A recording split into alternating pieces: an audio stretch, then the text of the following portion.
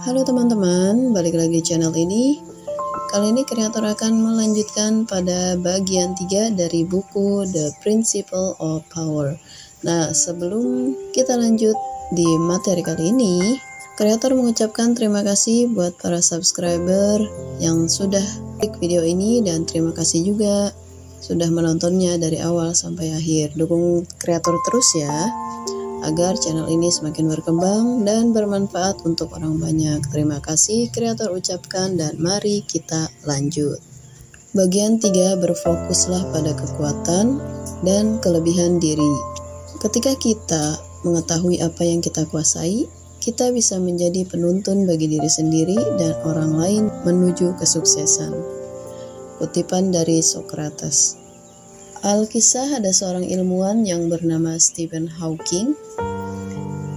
Ia merupakan seorang ilmuwan yang populer di dalam dunia sains. Ia menjadi contoh inspiratif tentang pentingnya berfokus pada kekuatan dan kelebihan, bahkan ketika dihadapkan pada keterbatasan fisik yang luar biasa. Stephen Hawking dilahirkan pada tahun 1942 di Oxford, Inggris, dan sejak kecil ia sudah memiliki kecerdasan yang luar biasa dan minat mendalam dalam fisika dan kosmologi. Namun, pada usia 21 tahun dia didiagnosis penyakit neuron motorik, sebuah kondisi yang secara perlahan merusak fungsi saraf motorik dan menyebabkan kelumpuhan. Di hadapan diagnosis yang mengejutkan dan proyeksi masa depan yang suram, banyak orang yang mungkin akan merasa putus asa dan menyerah pada impian dan tujuan hidup mereka. Namun, berbeda dengan Stephen Hawking, ia menolak untuk membiarkan keterbatasannya menghalangi jalan menuju kesuksesan. Dan sebaliknya, ia memilih untuk fokus pada kekuatan dan kelebihan, yaitu dengan kecerdasan dan ketekunan dalam dunia akademis. Meskipun ia memiliki kondisi fisik yang memburuk, Hawking tetap gigih mengejar penelitian dan eksplorasi teori-teori fisika. Meskipun ia menggunakan kursi roda dan berkomunikasi melalui alat bantu, itu tidak pernah menghalangi minatnya terhadap kosmos dan sifat alam semesta. Dengan daya pikir yang tajam, dia terus memberikan kontribusi besar bagi ilmu pengetahuan dan menyumbangkan pemahaman mendalam tentang lubang hitam kosmologi dan berbagai topik kompleks lainnya. Ia juga berhasil mencapai banyak prestasi dalam hidupnya. Ia juga seorang profesor di University of Cambridge, meraih medali kehormatan, dan menjadi anggota Royal Society. Lebih dari itu, ia membawa sains ke ranah publik dengan cara yang inovatif dan menarik. Ia pula mempopulerkan konsep-konsep tentang kompleks alam semesta bagi halayak luas. Kisah hidup Stephen Hawking adalah bukti bahwa ketekunan, kecerdasan, dan fokus pada kekuatan serta kelebihan diri adalah kunci sukses untuk melewati rintangan besar dan mencapai prestasi yang luar biasa. Dalam menghadapi keterbatasan fisik yang menghadangnya, Hawking membuktikan bahwa ketidakmampuan tidak harus menjadi penghalang untuk meraih impian dan menemukan makna dalam hidup. Dari sini kita bisa belajar bahwa fokus pada kekuatan dan kelebihan adalah kunci untuk meraih kesuksesan dan mempengaruhi orang lain dengan cara yang positif. Lalu, bagaimana cara kita agar bisa fokus pada kekuatan kita? Kekuatan yang kita miliki seperti apa? Berikut adalah kiat-kiatnya atau langkah-langkah untuk memanfaatkan kelebihan dan kekuatan yang kita miliki. Yang pertama adalah kenali dan kuasai kelebihan kita. Dalam mempengaruhi orang lain, dengan fokus pada kekuatan yang kita miliki adalah mengenal diri kita dengan baik. Kita identifikasi potensi-potensi unik yang kita miliki, baik itu kecerdasan, keterampilan khusus, atau karakter positif lainnya. Nah, kita harus menguasai kelebihan kita ini dan kita harus memperkuat lagi kemampuan kita dalam bidang yang kita minati. Jadi ketika kamu merasa memiliki suatu kelebihan, maka kamu harus memanfaatkannya dan menjadikannya kekuatan ini sebagai semangat kamu untuk mencapai tujuan hidup. Jangan pernah kamu merasa kamu tidak bisa, tapi kamu harus bisa memanfaatkan apa yang kamu bisa lakukan untuk mencapai tujuan hidup kamu. Kemudian yang kedua adalah menjadi teladan. Untuk mempengaruhi orang lain, menjadi teladan itu adalah langkah yang kuat dan efektif. Stephen Hawking memberikan contoh inspiratif bagi banyak orang karena dia tetap gigih dan fokus pada bakatnya, meskipun ia menghadapi tantangan yang besar. Nah, dalam kehidupan sehari-hari, kita harus menunjukkan kekuatan dan kelebihan kita dengan tindakan nyata. Jangan hanya omongan doang, tetapi kita harus merealisasikannya dengan cara yang lebih elegan.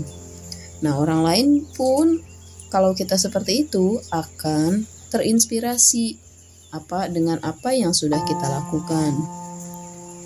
Dan itu semua akan menjadi semangat kita untuk menggapai kesuksesan kita. Kemudian yang ketiga, berbagi kisah tentang perjuangan kita dan gimana kita meraih keberhasilan dengan cara yang mungkin orang lain tidak bisa lakukan.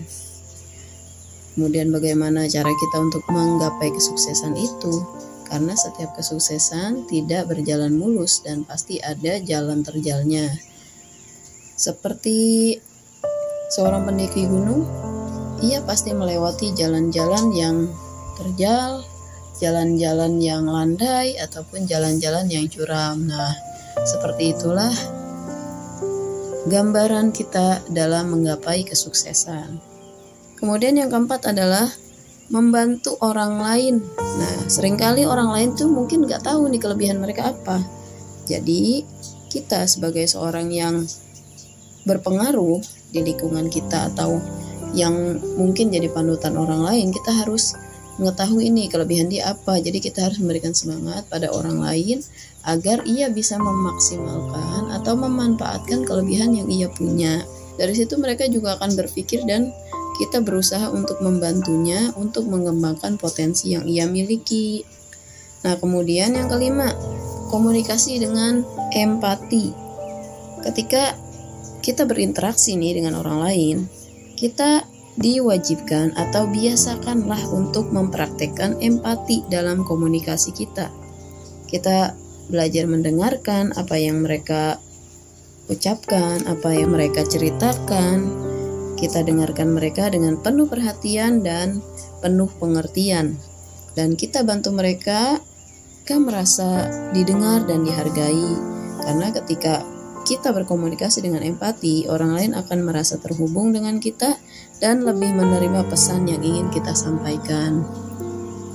Apalagi zaman sekarang kebanyakan kalau banyak orang atau sebagian orang, mungkin di lingkungan keluarga saja, terkadang ketika kita curhat atau anak curhat ke orang tua atau kakak curhat ke adik atau adik curhat ke kakak, terkadang kurang begitu direspon ataupun didengarkan. Mengapa demikian? Karena ketika bercerita, kadang orang yang mendengarkan kita tidak fokus pada apa yang kita utarakan. Jadi mereka terkadang lebih fokus ke HP-nya atau ke benda lain dan pikirannya pun tidak nyambung sama apa yang kita ceritakan. Terkadang yang lebih menyakitkannya lagi, ketika orang lain bercerita atau kita sendiri, diri kita sendiri bercerita sama orang lain atau keluarga sendiri, terkadang kita tidak direspon, bahkan cuma iya. Dan pada akhirnya kita tidak mendapatkan apa yang kita harapkan dari curhatan kita itu. Jadi kadang-kadang malah mikirnya udah deh nggak usah cerita, daripada cerita atau nggak ada respon, nggak ada feedbacknya untuk kita. Ya itulah pentingnya atau perlunya kita memiliki kebiasaan untuk mendengarkan dengan cara empati. Karena kreator juga punya pengalaman pribadi seperti itu. Ketika kreator sendiri bercerita dengan orang lain, jarang sekali didengarkan atau mendapatkan feedback dari cerita tersebut. Malah terkadang hanya cerita yang ya seperti angin lewat, selesai cerita sudah. Dari situ juga kreator kadang-kadang malas untuk bercerita sama orang-orang yang ada di sekitar. Nah, kemudian kita lanjut. Yang keenam adalah kita meningkatkan keterampilan komunikasi. Nah, kemampuan komunikasi yang baik itu adalah kunci untuk mempengaruhi orang lain. Tingkatkan keterampilan komunikasi yang kita miliki, termasuk kemampuan bicara di depan umum. Meningkatkan keterampilan kita untuk public speaking, terus kita nyampain pesannya dengan jelas, interaksinya efektif nih sama orang lain.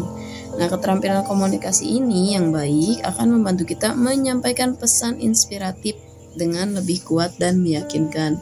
Karena dari public speaking yang bagus, kita akan menyampaikan pesan-pesan atau apa yang kita sampaikan ke mereka itu bisa nyampe, bukan hanya sekedar angin lewat ataupun sekedar iya oke saja, tetapi mereka pun mengerti apa yang kita sampaikan. Selanjutnya yang ketujuh adalah dukung dan berkolaborasi. Dalam mempengaruhi orang lain, dukunglah usaha mereka untuk tumbuh dan berkembang. Kolaborasi dalam proyek atau inisiatif dapat memperkuat kekuatan individu dan menghasilkan hasil yang lebih positif. Jadi, jangan ragu untuk memberikan dorongan dan dukungan ketika diperlukan. Dan dengan fokus pada kekuatan dan kelebihan ini, kita bisa mempengaruhi orang lain dengan cara yang positif dan inspiratif, seperti yang dilakukan oleh Stephen Hawking ini. Jadilah teladan mereka, berbagi kisah, kita harus support satu sama lain untuk mencapai potensi terbaik mereka. Nah, dengan begitu, kita akan menjadi agen perubahan dan memberikan dampak positif pada kehidupan orang lain dan dunia di sekitar kita. Jadikanlah keterbatasan sebagai peluang dan tetaplah berani meraih impian besar kita. Ingatlah, kekuatan sejati berasal dari dalam diri kita dan dengan memanfaatkannya, kita dapat menciptakan perubahan positif dalam hidup dan masyarakat. Terima kasih sudah mendengarkan dan sampai jumpa di konten menarik lainnya.